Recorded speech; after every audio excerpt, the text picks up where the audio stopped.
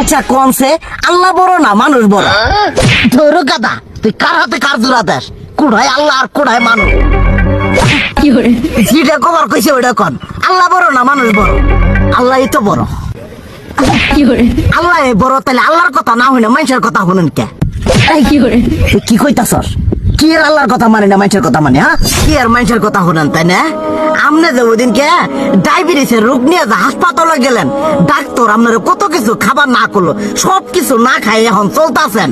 তাহলে আল্লাহ যে আপনারা কইছে যে হারাম খাবার না, সুদ খাবার না, কই আপনি তো কাম কাজ বাদ দিয়ে এলাকার আমাদের টাকা পয়সা না গায়ে খালি ওইলে দিয়েই খান, নিজেরা টেও হালাল ভাবে কামাই করেন না, ওই সুদ তো না কয়টা টিয়া করে লাভ আহে ওইলে দিয়ে দিয়ে চলেন আর পেটা বড় বানাইছেন।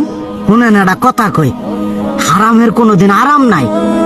হালাল পথে রুজি রোজগার করেন, প্রয়োজনে এড়া বেলা কম খায়েন, তাও শরীর পিণ্ডও ভালো থাকবো, কোনো রোগ বেদও হবো না, আরামও পাবেন, আল্লাহও খুশি থাকবো। তুই আমার এইভাবে বুঝাবি আগে কইলি না কে?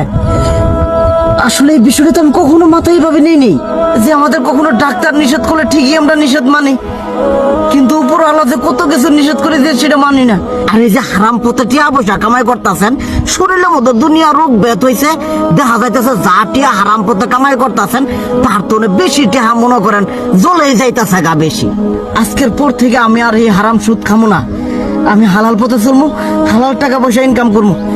এতে করে যদি একবেলা কমও খাইতে হয় তবুও খামো, তবু আমি আর এই হারাম পথে চলবো না। আচ্ছা ঠিক আছে।